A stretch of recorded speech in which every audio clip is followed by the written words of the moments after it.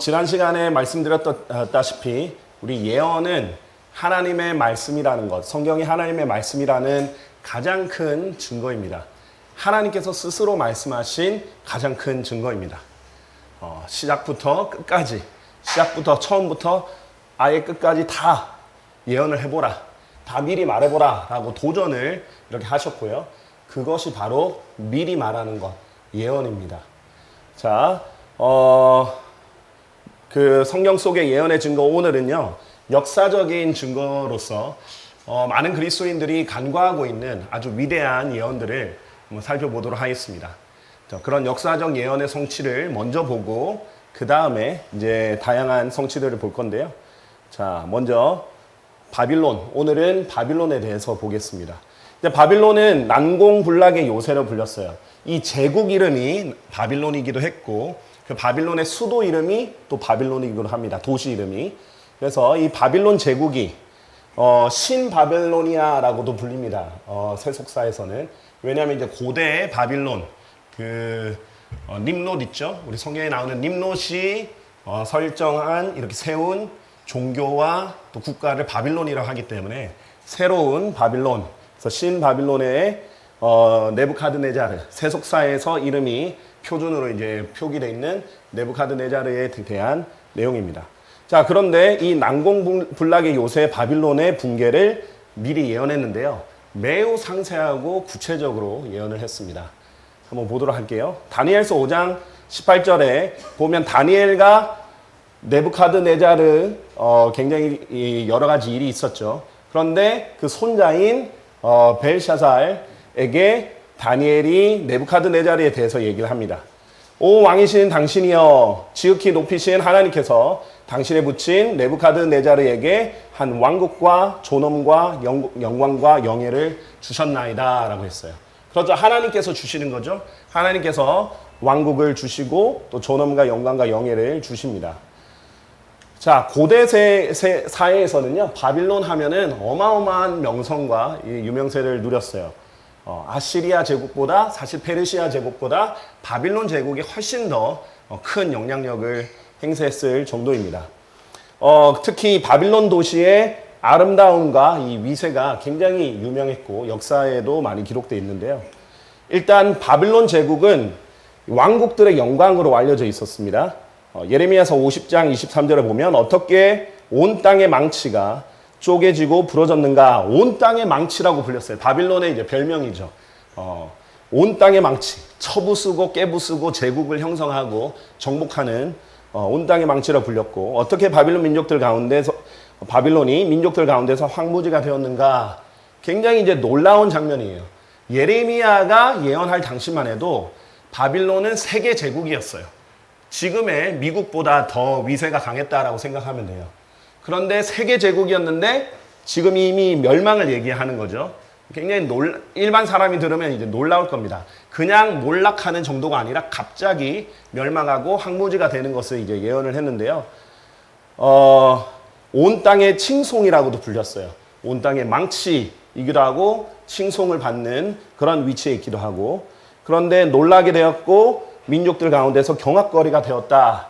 자, 그냥 보통 서서히 몰락하는, 지금 미국처럼 서서히 몰락하는 게 아니라 경악할 정도로 갑작스럽게 멸망을 하게 되는 것이죠. 왕국들의 영광이라고 했고요. 칼데아 사람들의 탁월함의 아름다움이다라고 했어요. 이 바빌론 도시가 굉장히 아름답습니다. 제가 이제 사전들로 좀 보여를 드리겠습니다. 당연히 이제 찍은 사진이 아니라 그림들로 보여드리겠습니다. 바빌론은 하나님이 소돔과 고모라를 전복시켰을 때와 같이 되리라. 소돔과 고모라가 어떻게 전복되었죠? 완전히 갑자기 멸망했고 하늘에서 쏟아진 불과 유황으로 완전히 사라졌잖아요. 그렇게 하루아침에 멸망한다라는 의미예요. 굉장히 이제 지금 당대 세계 제국에게 예언하기에는 놀라운 예언이죠. 자, 바빌론은요, 얼마나 그 당시에 건축술이 뛰어났냐면요, 고대 7대 불가사의 하면은 빠지지 않는 것이 이제 바빌론의 공중정원이에요. 지금 현대 7대 불가사의 말고 고대 7대 불가사의에서 항상 언급되는 것이 바빌론의 공중정원입니다. 지금은 남아있지 않죠. 그러나 워낙 유명해서 역사가들이 많이 기록해서 지금 이제 흔적도 찾아볼 수 없는데 이 당시 공중 정원이 워낙 역사가들이 신송을 했기 때문에 고대 7대 불가사의로 불립니다. 왜냐면 이제 이 사막 한가운데 아름다운 정원이 있는데 엄청나게 높이 지어졌어요. 그리고 아내를 위해서 지었어요. 그러니까 이제 그런 스토리도 알려지고 이 사막 가운데 아름다운 정원이 한가운데 있으니까 너무 아름답고 심지어 너무 크고 높으니까 저 멀리서도 보이는데 이게 하늘에 매달려 있는 것처럼 보이는 겁니다. 멀리서도 보이니까. 그래서 하늘 정원이라고 불리기도 했습니다. 자, 그래서 네부카드네자르 2세, 세속사에서 네부카드네자르 2세 하면은 우리 성경에 있는 네부카드네자르입니다. 가 향수병에 걸린 아내의 아미티스를 위해 높은 건축물을 위에 지었다고 전해지는 대규모 정원입니다. 이게 7대 불가사에 있을 만큼 고대 건축술이 뛰어났고요. 이제 고대 7대 불가사의가 이런 것들이 있는데 그 중에 또 하나가 뭐냐면 이슈타르의 문이 고대 7대 불가사의 중에 하나입니다. 이 7대 불가사의 원조죠. 이슈타르의 문. 이게 뭐냐면 바빌론 도시가 굉장히 성벽이 높고 중첩되어 있고 난공불락의 요새인데 그 중에서도 가장 화려하고 큰 문이 이슈타르의 문이었어요. 이것이 이제 등재될 정도로 유명했는데 이게 제국을 건설한 네부카드네자르의 또 다른 업적이기도 합니다. 굉장한 건축술을 자랑했죠. 7대 불가사의들에 들어갈 정도로.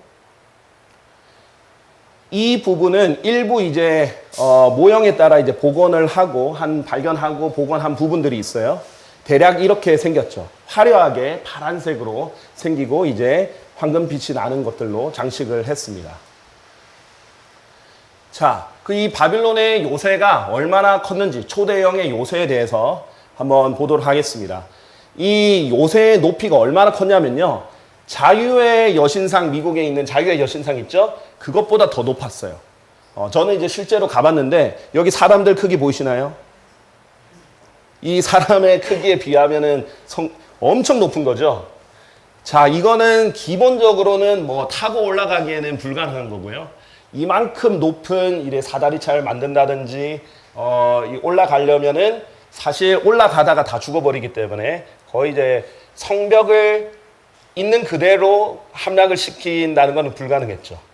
자, 그래서 이런 헤로도토스라는 역사가 세속사에서 굉장히 유명한 역사가죠. 헤로도토스라는 역사의 아버지, 고대 그리스의 역사가고 역사학의 아버지라고 불리는 사람입니다.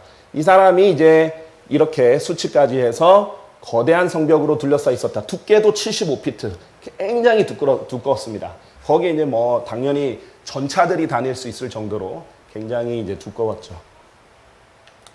이제 그림으로 보자면 이런 형식으로 되어 있습니다. 굉장히 화려하고 그다음에 높고 튼튼한 요새였고 거대 도시였습니다. 자, 그런데 이런 난공불락의 요새, 자, 요즘은 이제 기술이 발달했으니까 뭐 미사일을 쏘면 되지 뭐 이렇게 생각할지는 모르지만 당시에는 당연히 이걸 어떻게 함락을 할까 불가능이거든요. 그렇기 때문에 이제 더 의미가 있는 겁니다. 근데 구체적인 상황까지 세밀하게 예언을 했어요. 예레미야랑 이사야가 어떻게 함락이 될 건지도 예언을 했어요. 함락이 되고 하루 만에 멸망할 거라는 것도 놀라운 소식인데 어떻게 세밀하게 예언을 한 겁니다. 이것은 헤로도토스가 저술하기 약 150년 전의 일이에요. 당시에는 예레미야가 바빌론의 전성기 때 썼고 실제로 이뤄진 거는 네부갓네자르가 죽고 나서 실제로 이뤄진 거기 때문에 예레미야가 전에도 말씀드렸죠. 어떤 조작할 수 있는 그런 환경이 아니었습니다. 자, 예레미야서 51장 53절을 보면요. 바빌론이 하늘까지 위로 상승할지라도 성벽이 굉장히 높죠. 그러니까 계속 높이 쌓아가는 겁니다. 그녀가 자신의 힘의 높이를 요새할지라도 힘을 요새한 건데 힘의 높이를 요새할지라도 그럼에도 나에게서 나온 약탈자들이 그녀에게 이르리라 주가 말하노라 라고 했어요. 그러니까 성벽이 높다는 것도 인정하는데 하나님께로부터 나온 약탈자들이 그녀에게 이르리라. 하나님께서는 예루살렘도 그녀라고 하고 바빌론도 그녀라고 하죠. 이거는 이제 성경에서 말하는 의인화입니다. 자, 이런 부분들이 기존 한국 성경들에는 어떤 데는 돼 있고 어떤 데는 안 돼 있고 일관성이 없어요. 우리는 성경 그대로만 하면 되는 겁니다. 자, 그 다음 51장 58절에 보면 바빌론의 넓은 성벽들은 모조리 무너질 것이요 그녀의 높은 대물들은 불로 태워지리라. 자, 그냥 함락되는 게 아니라 성벽들이 모조리 무너진다. 상상할 수 없는 일이죠. 그 거대한 자유의 여신상보다 훨씬 높고 두꺼운 그 거대한 성벽들이 모조리 무너질 것이요 그녀의 높은 대물들은 불로 태워질 거다. 그리하여 그 백성들은 헛되이 수고할 것이요 서민은 불 속에서 수고하리니 그들이 지치리라. 자, 어떻게 함락되었는지 이제 한번 봅시다. 잔치들과 음주 때문에 몰락했어요. 그러니까 만약에 정신 차리고 대비하고 싸웠다면 난공불락의 요새기 때문에 점령 안 당했을 거예요. 근데 원인은 내부에서부터 있었어요.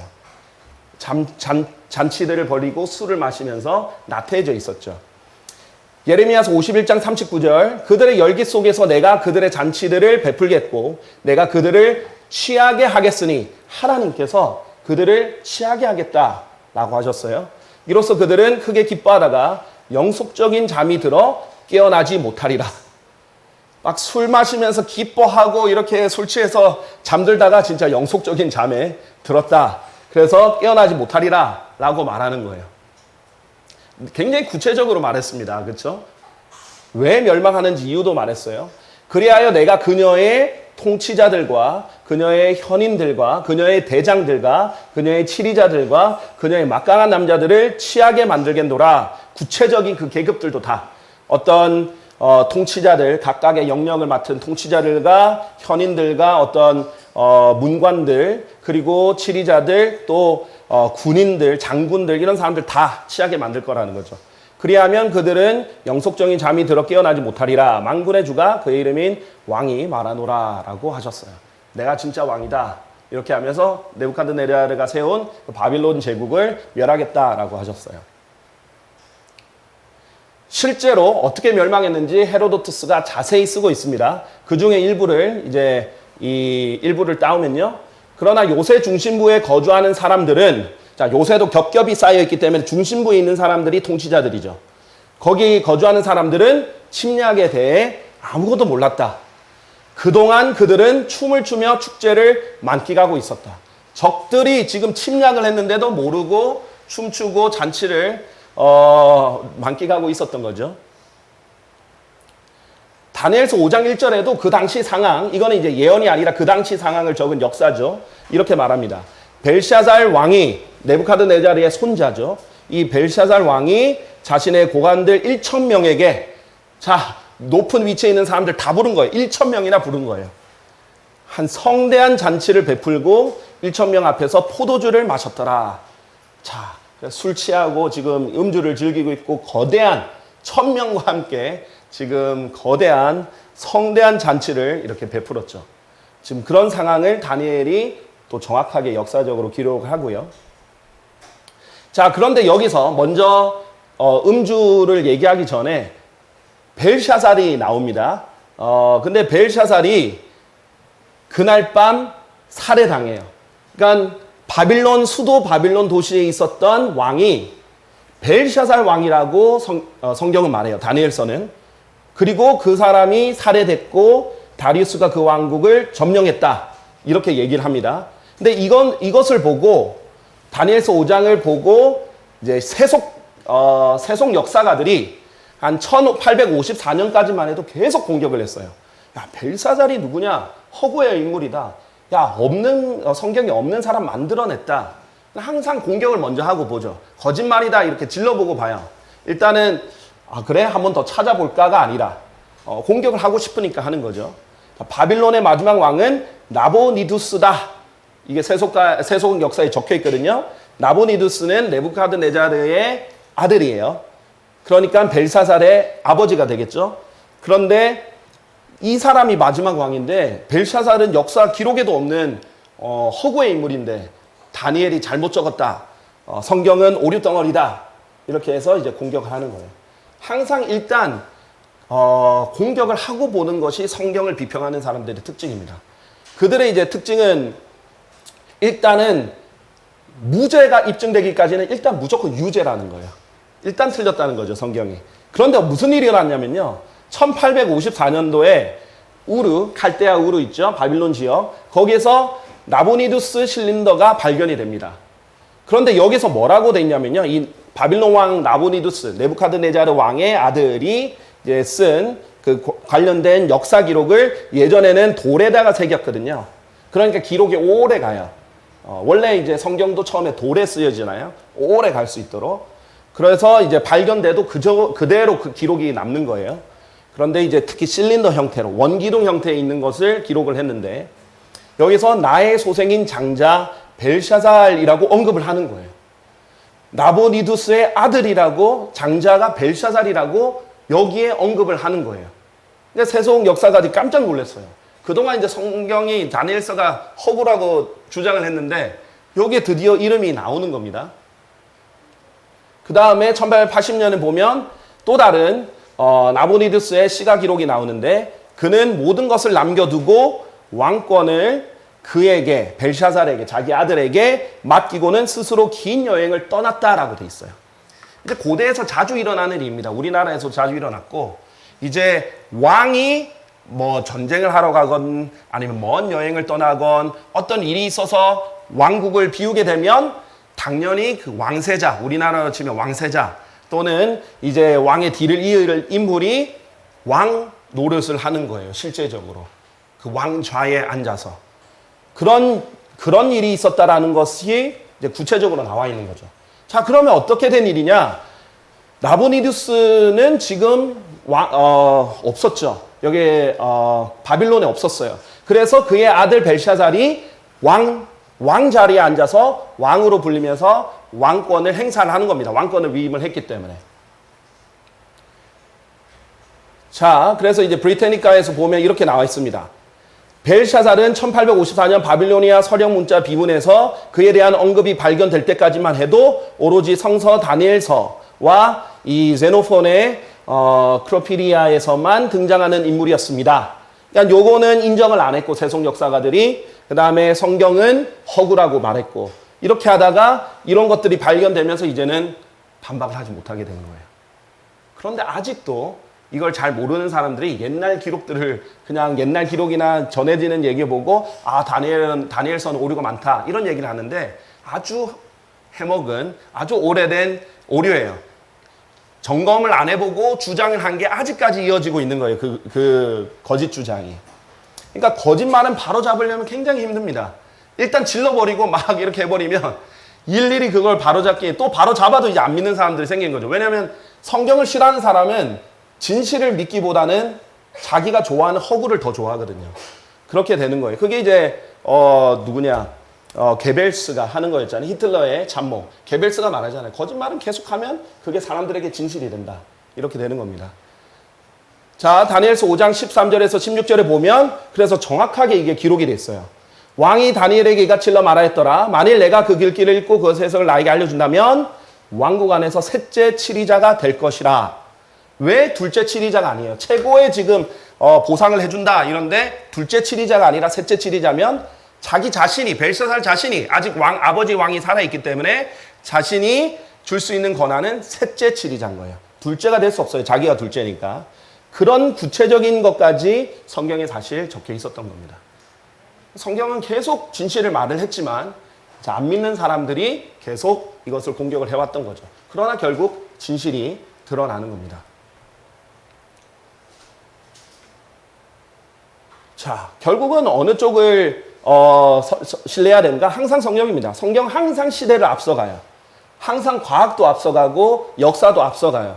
우리는 지금까지 하나님께서 보여주신 그 예언의 성취나 그 신뢰도를 보고 얼마든지 다른 과학이나 역사학자들이 공격을 해도 그렇지 않다. 성경 항상 옳다. 분명히 이유가 있다라고 믿으면 되는 거죠. 그러나 이런 공격하는 사람들은 항상 주장이 바뀌어왔고 또 거짓이 입증되어 왔습니다.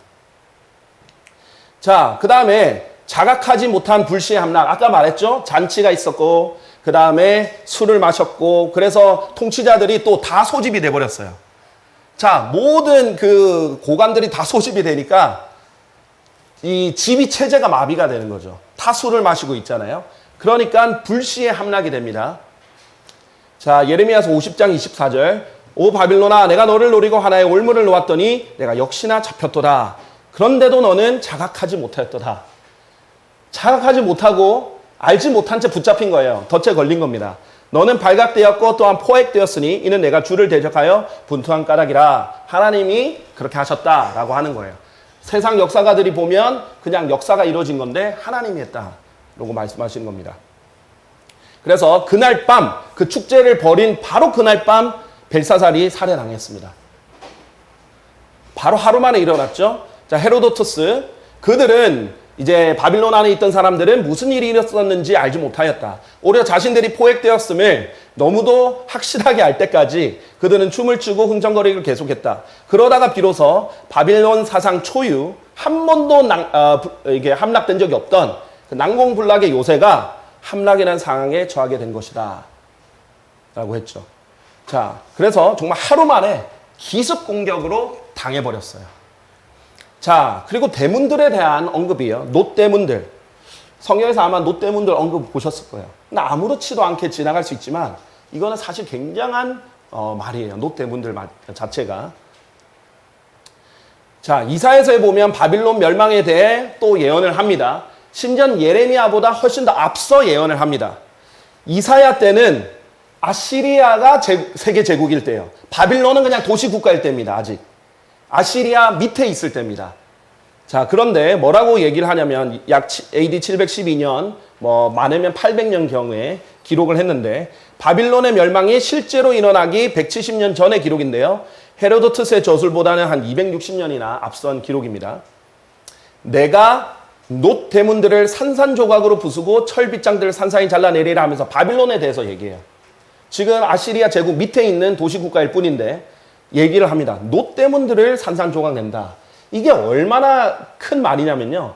성문 얼마나 큰지 봤죠. 이슈타롯의 대문. 그 엄청나게 큰 대문이 놋으로 이루어졌다라고 지금 말하는 건데 그 당시에는 거의 황금과 같은 가치를 가진 게 놋입니다. 자, 그런 부분들 이제 설명을 드릴게요. 심지어는 이제 바빌론 도시가 이 제국의 도시가 지어지기도 전입니다. 놋 대문들 안 지어졌을 때예요. 아직도 지어지기 전에 미리 얘기를 하는 겁니다. 너의 놋 대문들이 부서질 거라고. 지어지기도 전인데. 자, 그래서 세속사들은 회의론 자들은 뭐라 하면 놋 대문들은 말이 안 된다. 왜냐하면 놋은 너무나 일단 귀한 가치고 세속사에서는 추정컨대 놋은 BC 500년 경에서나 생산된 건데 그보다 앞서서 바빌론이 놋 대문들로 도시를 이렇게 만들었다고 말이 안 된다라고 이제 말하는 거죠. 항상 성경을 의심하고 보는 거예요. 자, 국제표준 성경 백과라는 데서 뭐라고 하냐면 킹제임스 성경에서 놋으로 번역된 단어는 더 정확히 말하자면 청동을 의미한다. 브레스가 아니라 브론즈여야 된다라고 고치는 거예요. 킹제임스 성경이 틀렸다는 거죠. 항상 이런 식으로 이제 접근합니다. 사전들, 세속 사전들, 또 헬라어 사전들, 히브리 사전들이 항상 이런 식으로 접근을 하는 거예요. 킹제임스 성경이 틀렸다는 거죠. 자, 일단은 놋이랑 청동은 무슨 차이가 있냐면요. 비슷한 거예요. 둘 다 구리가 주재료입니다. 그런데 구리와 아연의 합금이 놋인데 색이 금색이에요. 그래서 황금과 거의 색깔이 같아요. 그래서 외부에서 봤을 때는 황금 대문인 거죠. 금빛 찬란한 진짜 대문들이죠. 근데 청동은 구리와 주석의 합금이라서 그냥 광택이 없는 젓갈색이에요. 놋처럼 광택이 있지 않고 그냥 광택이 없는 젓갈색이에요. 자, 그래서 놋이 아니라 청동이다. 이렇게 얘기하는 거예요. 왜냐하면 청동은 훨씬 전부터 유통이 됐었는데 놋은 귀한 데다가 훨씬 D라고 생각을 했거든요. 그래서 제임스 오른한 사람이 바로 이 성경 백과를 만든 사람인데 사실은 이 유신론적 진화론자예요. 성경을 믿는 사람이 아닙니다. 보통 이제 현대 사전들을 만든 사람들, 특히 성경과 관련된 사전들을 만든 사람은 성경을 안 믿는 사람들이 만들어요.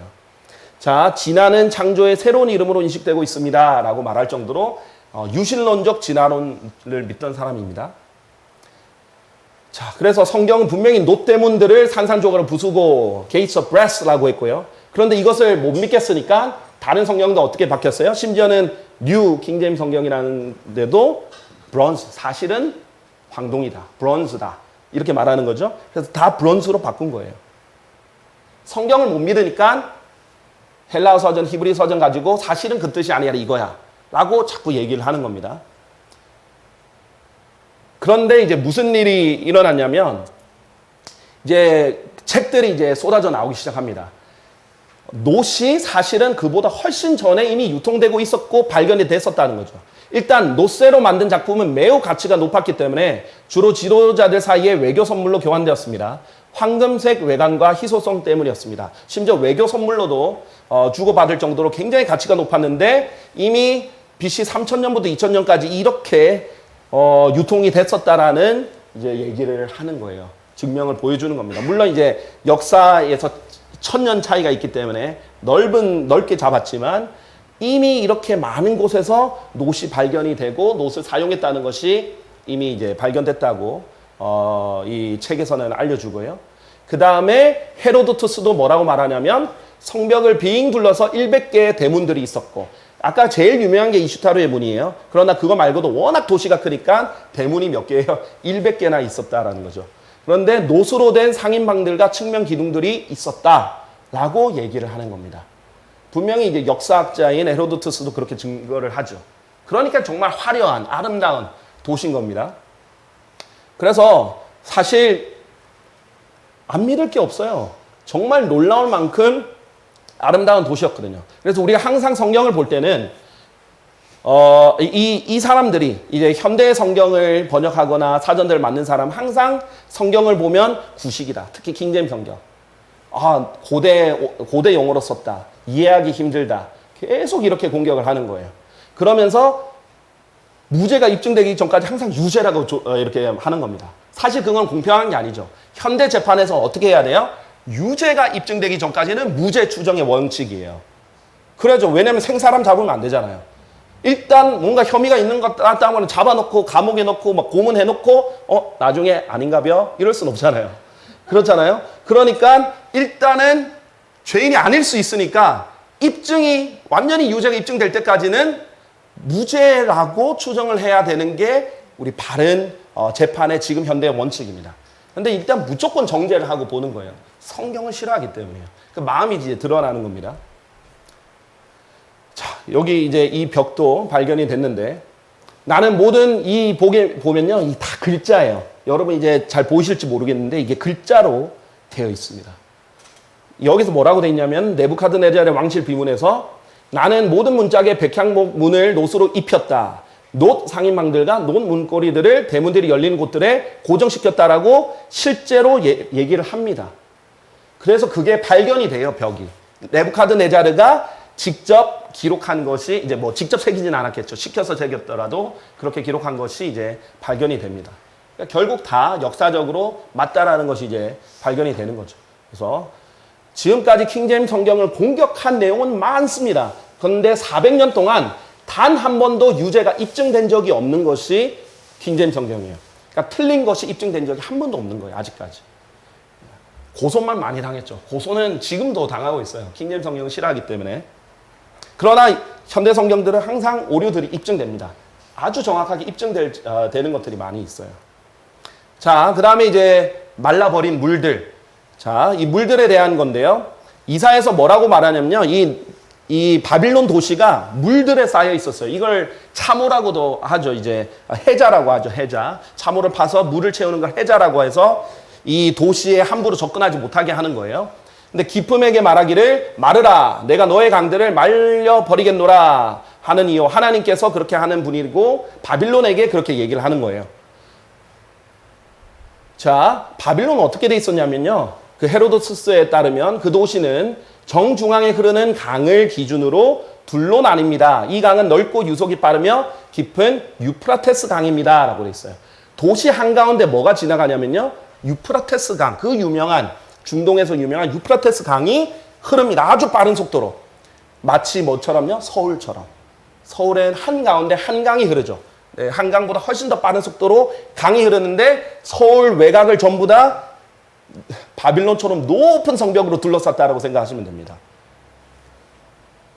자, 이제 이런 식으로 돼 있는데요. 지금 유프라테스 강이 한가운데 흐르는 거예요. 일부러 이렇게 흐를 수 있도록 만들어 놨어요. 자, 그러면서 동시에 어떻게 했냐면 주변을 파요. 그래서 이 강이 빙 둘러서도 흐를 수 있도록 자연 강을 이용을 합니다. 그러니까 이게 인공으로 물을 채우려면 어마어마한 양이어야 될 거 아니에요? 그러니까 강을 이용해요. 엄청나게 큰 강을 이용해서 이걸 다 파서 물을 흐르게 만들어 버립니다.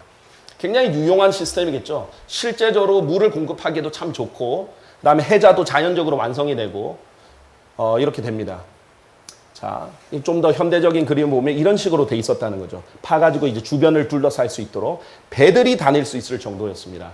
그러니까 안 그래도 성벽이 높은데 해자까지 넓으니까 함부로 쳐들어올 수가 없는 거예요. 문을 내리지 않는 이상 쳐들어올 수가 없습니다. 자, 그런데 하나님께서 한 가뭄이 그녀의 물들 위에 있도다. 그런즉 그 물들이 말라버리리라 라고 했어요. 상상을 할 수 없어요. 왜냐하면 유프라테스 강이거든요. 이 유프라테스 강이 흐르는데 강들이 말라버리라. 만약에 제가 여러분에게 한강, 서울에 흐르는 한강이 말라버릴 겁니다. 이러면 믿으실 수 있겠어요? 못 믿겠죠? 자, 그렇게 말한 겁니다. 이는 그것이 조각된 형상들의 지역이요. 그들이 자신들의 우상들 위에서 미쳤기 때문이라. 이 우상 숭배하는 도시였거든요. 그래서 헤로도토스가 이렇게 기록합니다. 그가 페르시아 왕, 이 지금 정복하러 온 페르시아 왕을 말하는 거예요. 호수에 도달하였고, 자, 이 강 옆에 호수가 있었어요. 저수지처럼 인공으로 만들어 놓은 거예요. 바빌로니아 여왕이 늘 하던 것처럼, 이제 바빌로니아에 왕이 있고 아내가 있죠. 왕비로 볼 수 있겠죠. 늘 하던 것처럼 강을 끌어다가 지금 어떻게 했냐면 운하를 통해 호수로 내보냈습니다. 자, 지금 강이 흘러나오는 입구 있죠. 물이 나오는 그거를 앞을 막고 옆을 튼 거예요. 그래서 강이 딱 코스를 바꿔서 이렇게 내려오는 게 아니라 코스를 바꿔서 호수로 지나가게 한 겁니다. 자, 그러면 어떻게 됐어요? 조금만 시간이 흐르면 이 강물이 다른 데 빠져나가기 때문에 여기 있는 물들이 다 빠져나가는 거예요. 순식간에 다 빠져나갑니다. 물이 없어져 버려요. 그렇게 한 왕이 바로 키루스 왕입니다. 개혁 성경에 고레스라고 하는, 그러나 이제 고레스 하면은 세상 사람들 아무도 못 알아듣습니다. 키루스가 이제 표준적인 이제 표기고요. 주가 그의 기름 부음 받은 자에게 곧 키루스에게 이같이 말하노라. 내가 그의 오른손을 붙들어서 민족들이 그의 앞에 굴복하게 하였도다. 하나님께서 일부러 키루스를 씁니다. 근데 언제 쓰였어요? 이사야서 45장에 쓰였습니다. 키루스가 지금 나타나기 200년도 더 전에 쓰였습니다. 그리고 키루스가 바빌론을 정복할 거라는 것을 말했어요. 실제로 그랬습니다. 키루스랑 다리우스 왕이 지금 같이 메데 페르시아 왕이거든요. 그래서 키루스가 지금 점령을 합니다. 그들은 키루스가 민족들을 연이어 정복하는 것을 보았습니다. 키루스는 바빌론을 대적하여 진군하였습니다. 키루스는 바빌로니아를 정복하였습니다. 라고 헤로도토스가 정복한 사람을 키루스라고 얘기를 하죠. 성경에 기록된 것처럼. 몇백 년 전에 이미 얘기했던 것처럼. 자, 그가 태어나기 150년 전, 실제로 정복이 일어나기 한 200년 전에 이미 이렇게 되어 있는 거예요. 자, 헤로도토스가 말합니다. 바빌로니아 사람들이 키루스에 관한 일을 알았다면 몰랐죠. 그들은 거리의 모든 대문들을 잠갔을 것이다. 안 잠갔어요. 방심하고 있었던 거죠. 그러나 실제로 페리시인들은 기습하였고 도시를 점령했다. 잔치도 벌이고 방비를 안 해놓은 거예요. 이렇게 대문들을 열어놓고 잔치를 벌이고, 야, 우리는 해자가 있는데 지금 무슨 적도 오면 그냥 대문만 올리면 되지, 막 지금 완전히 여유 있게 하는 거예요. 근데 몰래 가서 강을 틀어버리고 호수로 넣고 물을 다 뺀 다음에 열려있는 대문에 싹 들어가가지고 하루아침에 그냥 점령해버리는 겁니다. 그리고 도시를 불태워버리죠. 무너뜨려버리죠. 상상도 할 수 없는 일이 이뤄졌는데, 생각해보세요. 이 위대한 작전이 이미 몇백 년 전에 성경에 다 구체적으로 적혀 있었다는 거예요. 아주 구체적으로 상세하게. 그러니까 세속 역사가들이 놀래는 겁니다, 이거는. 무신론자들도 불가지론자들도 이 역사를 아는 사람은 굉장히 놀래요. 자, 불신자인 이 헤로도토스는 예수를 믿는 사람 아닙니다. 역사학의 아버지라고 불리는 헤로도스의 기록조차 성경의 예언이 정확하게 이루어졌음을 입증하였다. 우리는 성경으로도 충분하지만 안 믿는 사람을 위해서 지금 이렇게 기록도 있지 않냐라고 보여줄 수 있는 거죠. 자, 믿기 힘든 사실이지만 민족들의 흥망성쇠가 성경 기록에 따라 이루어지고 있어요. 실제로 그렇게 이루어진 게 많이 있고요.